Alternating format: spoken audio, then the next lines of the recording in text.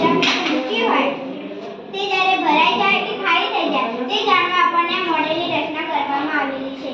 રચના: એક કચરા ટોપલી લઈ તેના ઉપરના ભાગમાં એક ઇન્ફ્રારેડ સેન્સર લગાવવામાં આવે છે. એ સેન્સરની સાથે એક નોઝલ પણ લગાવવામાં આવે છે.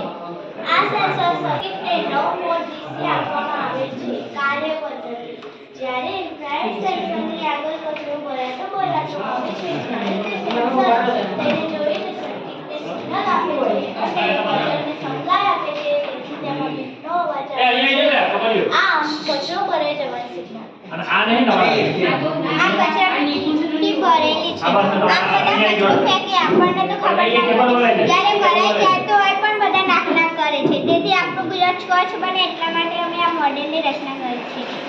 કચરાપેટી ભરાઈ જાય ત્યારે આપણને વડીલોને ખબર પડી કે કચરાપેટી ભરાઈ ગઈ છે.